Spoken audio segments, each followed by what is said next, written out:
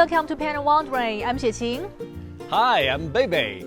A few days ago, we officially ushered in the mega heat solar term, the hottest part of the year, when it feels like we're being steamed from above and boiled from below. This year's Sunful Days last only 30 days, the shortest since 2015, but the heat is just as intense. Bebe, do you have any places you recommend for beating the heat? Sichuan has many wonderful places to escape the summer heat. Places like Mount Qingcheng, Mount Emei, Jiuzhaigou, Xiling Snow Mountain and Mount Guangwu are excellent choices. Hiking on weekends to enjoy the cool breeze is quite refreshing. Well, these are indeed perfect spots to escape the heat. But did you know, while we're busy staying cool, Sichuan's builders are sweating it out by the Mediterranean? Oh, are you talking about the bridge project in Tunisia? Exactly. The Bizerta Bridge, constructed by Sichuan Road Bridge Group under Shudao Group. On July 18th, the project officially began its main structural construction. This is no ordinary bridge with a main span of 292.5 meters and a total length of 2,070 meters. Once completed, it will finally end decades of transportation on roads for local residents. I heard that previously there was only one old bridge and it had to close several times daily for passing ships, often causing traffic backups stretching for kilometers. Is that right? That's right. What's more, this project places special emphasis on environmental protection, adopting advanced measures like mist cannons for dust suppression and oil-absorbing booms to prevent pollution, aiming to build a green bridge by the Mediterranean. By the way, this is already the 7th major overseas infrastructure project undertaken by Sichuan Road Bridge Group. Truly a testament to Made in Sichuan. From Dujiangyan to Tunisia, our expertise in water conservancy and bridge engineering is truly going global. Speaking of going global, the Chengdu Museum recently welcomed some very special guests. Are you referring to the ancient Greek and Roman sculpture exhibition? I visited it last week and it was absolutely breathtaking. Yes, this is Chengdu Museum's first special exhibition themed on classical sculptures, showcasing 125 precious artifacts, 76 of which are world-class masterpieces. What amazed me the most was the Venus statue. It's incredibly well preserved. Let's follow the camera and travel through time to experience the brilliance of Mediterranean civilization. 凯撒大帝，哲学，艺术，雕塑和建筑。奢侈， Conquer, wild, power。我觉得应该是神话吧。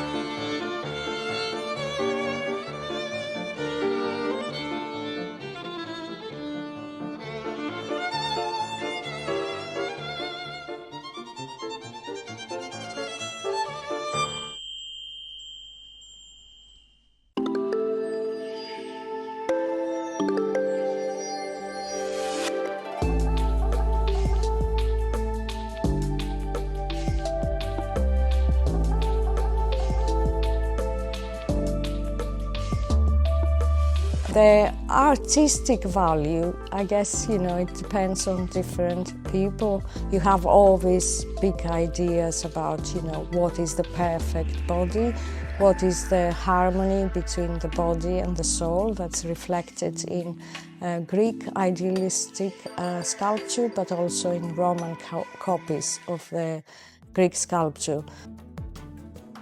There are more than one ways of looking at the sculptures in the exhibition.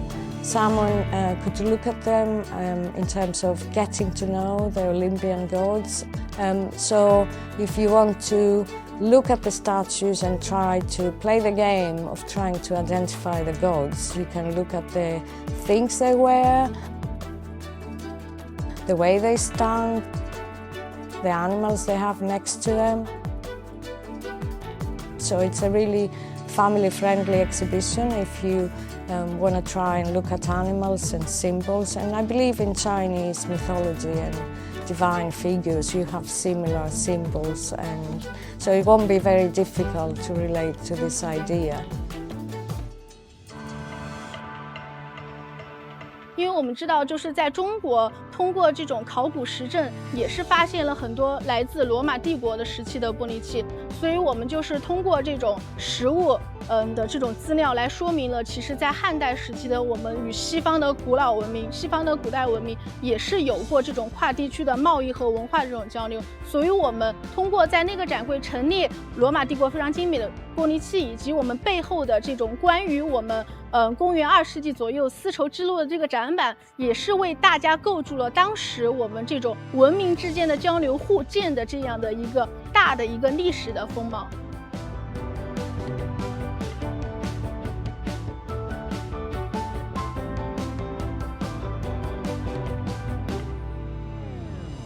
我印象最深的话，应该是就是正对大前的那个宙斯的雕塑，因为他毕竟是众神之神，然后对他就是小学课本上也学到过他的一些很多知识，比如说他面对一些困难的时候，他永远是勇往直前的。我觉得大家对这方面的接受度在逐渐的提高，以及我们也在对其他文化有不同的认知，也在慢慢的去学习接受其他的文化，去了解他们过去的故事。我觉得这是比较浪漫的一件事情。我最深刻的作品就是展览结束出口处的那一所狄俄尼索斯像，也就是酒神像。那一所雕像真的十分的漂亮，而且陈伯的布景也布得十分好看，就是整个白色大理石雕像后面有一个纯红色的背景，超好看。我其实还蛮惊喜陈伯办这个展的，因为我在很多年前我去过利物浦博物馆，然后他们当时做的这个古希腊然后古代地中海文明的这个展厅就给我留下了很深刻的印象。今天我大概转了一下，我发觉他们真的是几乎把人家的压箱底儿全部都搬到成都来了，我觉得对成都来说也是一个很好的观展机会。And statues were not just art, they were like personifications of gods and expressions of people's love for certain gods. Perhaps art was not separated to the everyday life, it was part of everyday life. So try and close your eyes and think of this broader context of a Roman villa or a public agora, and how the statues would be displayed, and try and bring those images into your mind and soul. 我相信我们之后通过以本次展览为契机，我们成都博物馆还会以世界各大知名的博物馆，通过这种文化上的交流来加深我们中西方文明之间的这种交流与互鉴，这个正是我们本次展览的一个利益。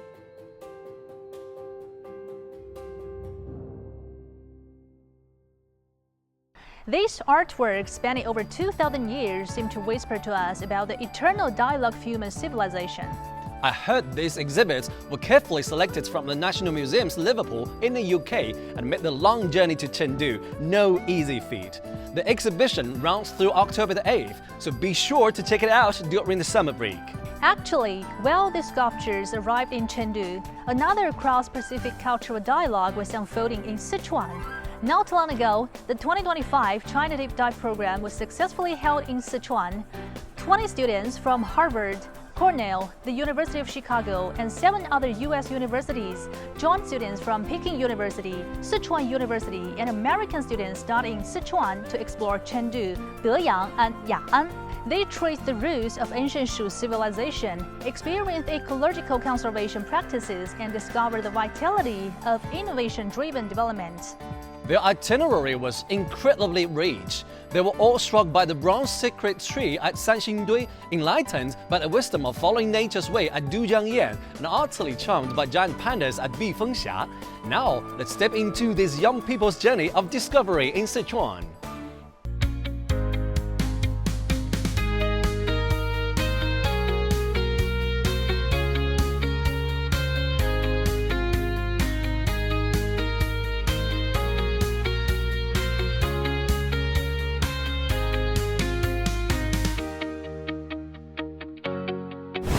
大家好，我是汪立成，来自北京大学。现在我正在四川都江堰，马上我们还会去到雅安和成都，来进行为期3、4天的一趟旅程。我和我在一起的小伙伴们，很多来自美国的各个大学，他们和我是同龄人，很多是第一次来到中国参加知行中国的计划。所谓知行中国，一方面是知识学习，另外一方面就是行走，用实地的体验来更加深入地了解中国。我相信我和他们一样，会在接下来的行程当中，对于四川有一个更加全面的认识，对于这个西南的天府之国有一番别样的看法。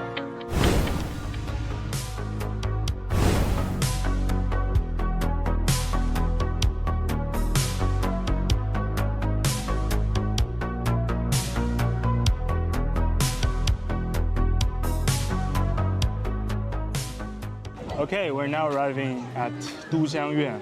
We're visiting the very first spot, Yuzui. It's like a split into the Minjiang River, dividing the whole river into two parts. Here we can see how the water flows through Yuzui. It was quite magnificent and spectacle for me. But I was also wondering, what do my friends think from the US? Let's see if there anyone want to share their view on this.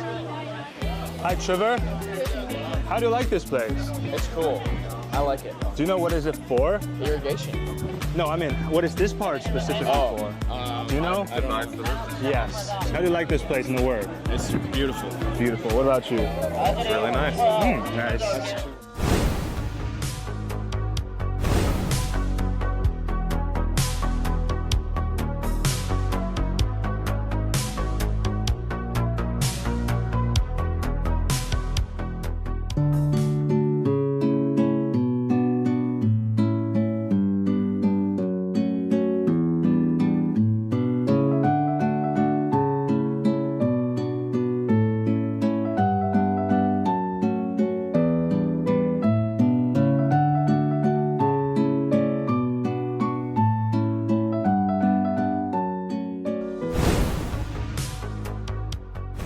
Okay, what is one thing you really like about this city? 3, 2, 1! Comedy. Why do you like pandas? I like pandas because they're big and they're soft, and I heard that this place has the highest population to panda ratio in the world. I think they're cute, a little stupid, but they're my favorite animal. What about you? Just look at her. Yeah. Just look at her. Okay, let's go see the panda.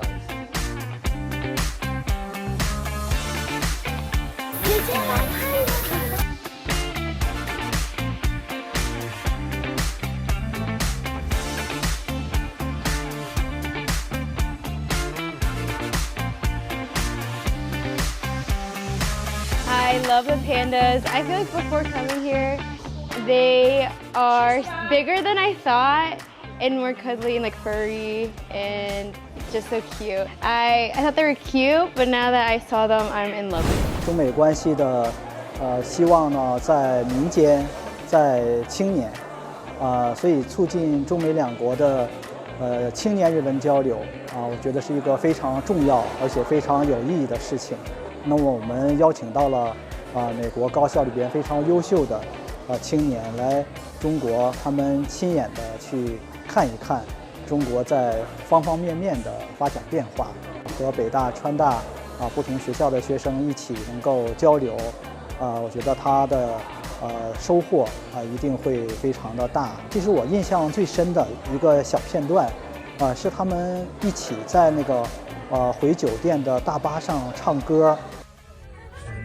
Yeah, flashlight, come with the flashlight. 在那座美丽的小城里，我总会忘记你。成都带不走的只有你。跑调了，不好意思。和我在成都的街头走一走，直到所有的灯都熄灭了，也不停留。你会挽着我的衣袖，我会把手揣进裤兜，走到。两国的青年，他们不知不觉的就唱到一块儿去了，然后一下子就消除了所有的好像这个隔阂或者是不同，我觉得真的就一下子形成了一个青年命运共同体。直到所有的灯都熄灭了，也不停留。 From the fantastical imagination behind the brown secret trade to the flood control wisdom of Dujiangyan, from the ecological stories of giant panda habitats to the technological advancements in modern agriculture, this research trip allowed American youth to see a multidimensional and authentic China. As the theme of the event states, knowledge leads to action and action reveals truth. The archival photos of the flying tigers at the Jianchuan Museum deepened their understanding. Civilizations flourish through exchange, and friendships grow stronger through mutual learning. Speaking of mutual learning among civilizations, Bebe, do you remember Chloe Bala, director of the Great KLKIP, whom we interviewed before? Of course, at the second Global Forum on Mutual Learning Among Civilizations, one point by Greek scholar Chloe Bala particularly moved me. She said, "We make young people aware of what virtues can make them noble individuals." She also mentioned that the bridge between archaeologists from both countries should have been built earlier. She expressed joy at being invited to China to meet local archaeologists and discuss opportunities for collaboration. This kind of resonance across time and space is truly touching. Now let's listen to the insights of this practitioner of civilizational dialogue. The second Global Forum on Mutual Learning Among Civilizations is of great significance of the development of China and the whole world. Today, we have also invited Chloe Bala, director of the Greek KLKIP, to discuss with us the mutual learning between Chinese and Greek civilizations.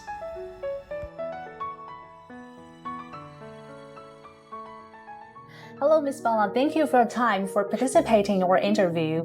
So first of all, in the global dialogue of civilization, what current challenges that we are facing right now? The biggest challenge, I think, is peace right now. And the only way that we can achieve peace is if we understand each other's positions.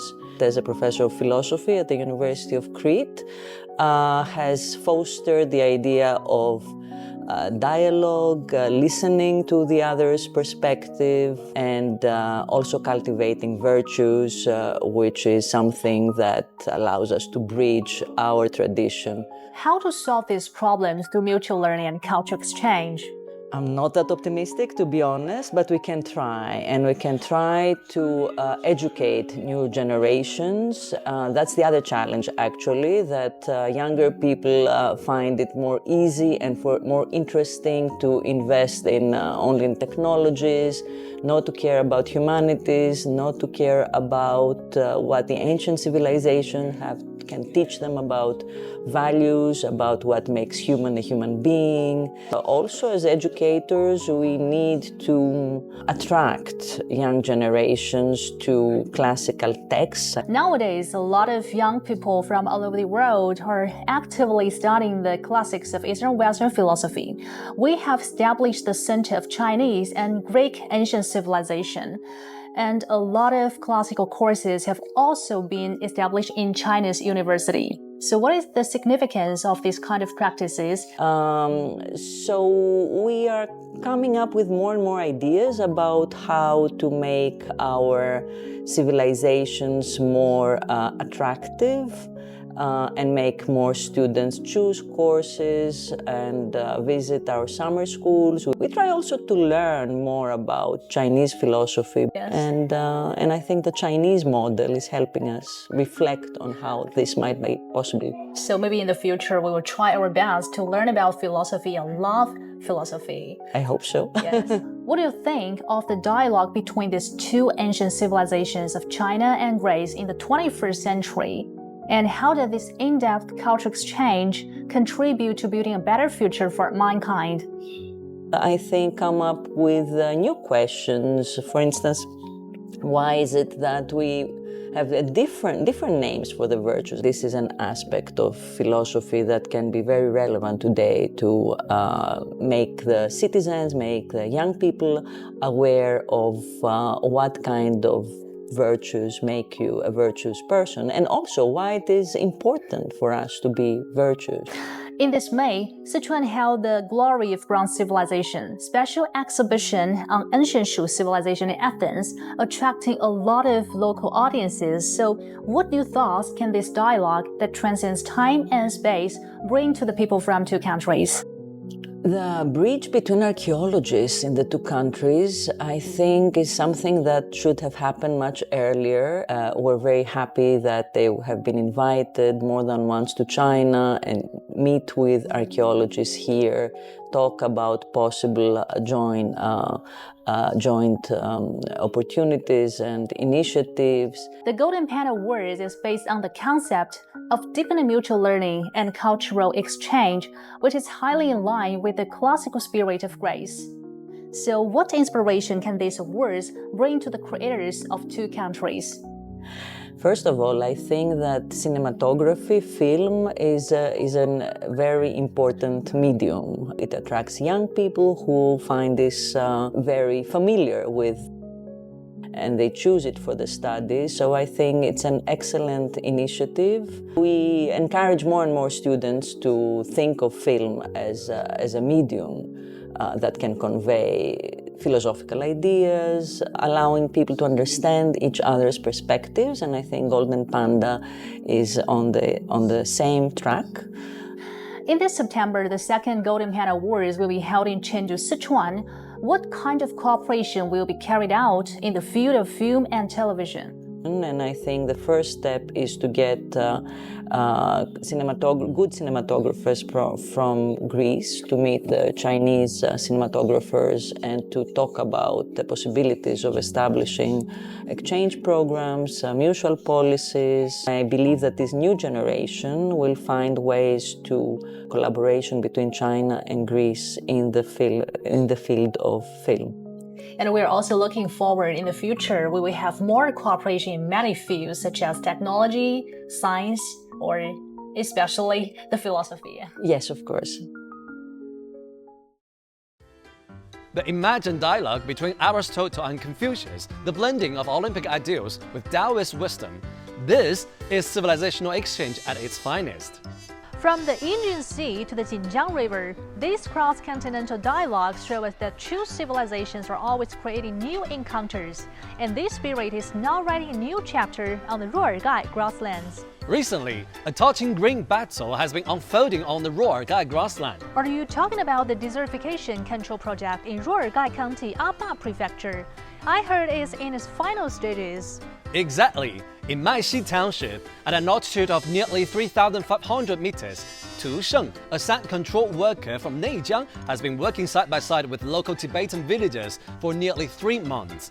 The most touching part is the story of Tibetan girl Na Jiancuo and young man Ni Kai Zeren, who worked hand in hand with local villagers, transforming from participants to witnesses. Now, let's step onto this revitalized grassland.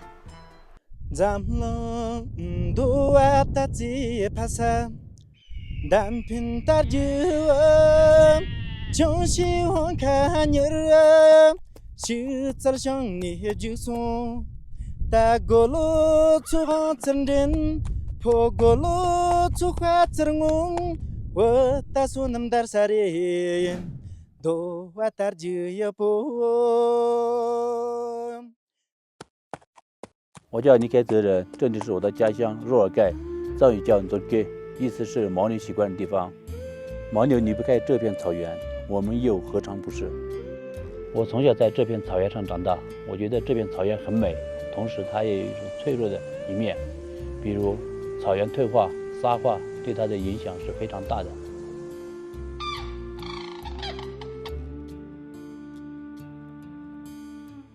这里是麦西乡黑河村2025年，若尔盖最后一个治沙点。这边呢是沙化比较严重的，属于流动沙地。这里的总共面积是600亩。去年10月份，我来到麦西乡，看到满山的黄沙，当时风一吹，沙土往鼻子、往眼睛里面钻，感觉特别难受。这是我第一次看见这么大的沙地，我觉得不可思议。 同时也心里很难过，没想到我的家乡还有这么大一片沙地，所以我才决心加入这个治沙团队。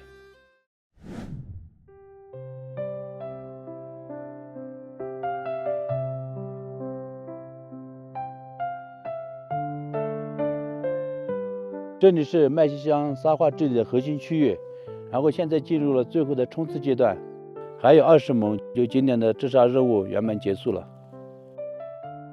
过来，那个背个装装来，加比个。人有了伤疤，会想办法遮住；草地有了伤疤，我们就用手为它穿上衣服疗伤，将风沙侵蚀的绿一点点的还给草地。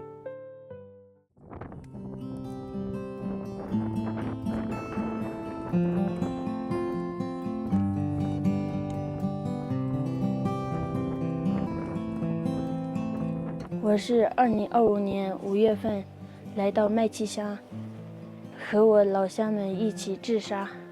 我们每天上午会用高山柳树枝打桩桩，到了下午我们会编织沙帐。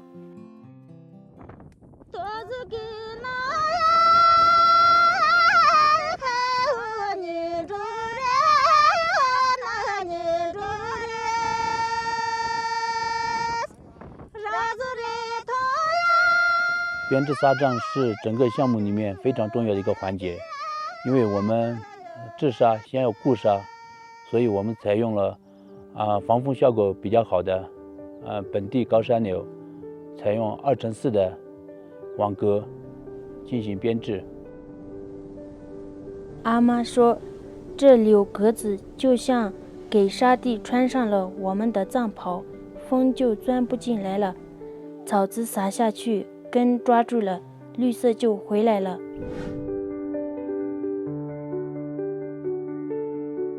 这些网格组成的柳条巨网，就是我们种下的种子。过不了多久，这些新绿就会覆盖住这片金黄。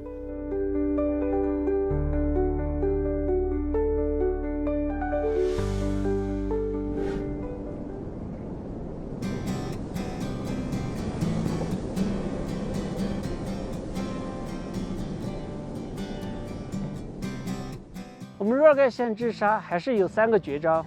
首先，我们还是以项目为支撑，采取以高山柳沙帐等措施进行一个沙化的一个治理。第二个，主要还是保住水，有水才有生命，才有希望，这绿才扎下了根。这就是我们拦水坝的一个监测点。我们会定期过来进行一个监测，采取数据。然后我们今天监测呢，主要还是过来看一下它的一个水质的一个情况。现在这个水位涨起来过后，它对这周边这一个小气候的一个调整是起到一个很大的一个促进作用。它对周边沙地的一个水位调节、水源的一个涵养，还是很大的一个促进作用。像这样的水坝，我们在若尔盖县修建了有5个，它像水袋子一样，牢牢地锁住了湿地里面的水，提高了一个水位。像这样的水袋子还有300个更小型的一个水袋子，分布在我们若尔盖县各个水源重要的一个地方。今天我还有一个任务，就是去今年若尔盖最后一个治沙点位麦溪乡进行查收。哎，不过我们这项目怎么样？看可以，你看下来。可以啊。这个项目就是我们今年就要完满的收官哦。就是现在呢，只要最后3天，然后就最后的冲刺阶段，大家一起把这个弄好了，就这个项目呢，也就是画上一个完美句号了。麦溪乡它一个沙化是比较严重的一个乡镇，它的沙化原因呢，主要是若尔盖县麦溪乡它属于是一个黄河古道，然后它的降雨量远远小于它的蒸发量，加上一个鼠害的严重等人为因素和自然因素，导致若尔盖县麦溪乡的一个沙化是属于整个县沙化是最严重的几个乡镇之一。到了现场以后，我看到他们工人些还是严格的按照实施方案在进行一个施工，施工进度也比较符合设计要求。我计划3天左右，我们这儿的施工就将完工。它现在的一个植被盖度在1%到10%之间，明年的这个时候，它将给我们呈现出植被盖度达到40%以上，真正的实现防沙治沙、固化沙地的一个效果。若尔盖县2025年的这个沙化治理工作就将全面完成。我来到若尔盖已经9年了，这9年中，我们把这些沙化土地全部都依托项目进行了一个治理。他们现在对周边的一个湿地、草地危害已经降到了最小。我现在最想看到的一个状态是，他们在慢慢的变绿，他们在慢慢的恢复，和这个草原一般无二。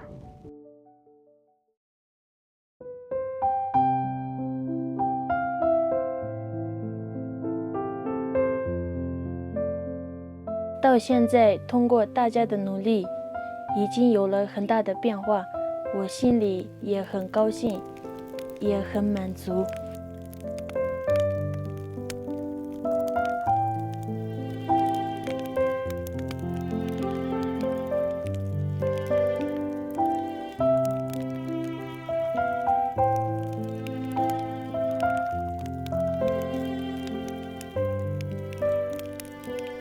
麦西乡的沙化治理即将结束，但沙化防护却没结束，因为环境保护不是一朝一夕的事，而是需要一代一代的坚守与付出。希望通过我们持续不断的努力，能够将这片绿还给我们的家乡。Thanks to the efforts of Tushun's team and the villagers, the greenery eroded by sandstorms was restored to the grasslands. Evolve sand barriers using highland atmospheric, plant cold-resistant shrubs and stop work before dawn every day. The intense highland sound has tanned everyone's faces. Now, passing herders say they can once again hear the long-lost sounds of birds. Well, that's all for today. I'm Xueqing. I'm Bebe. We'll see you next time. Bye-bye. Bye-bye.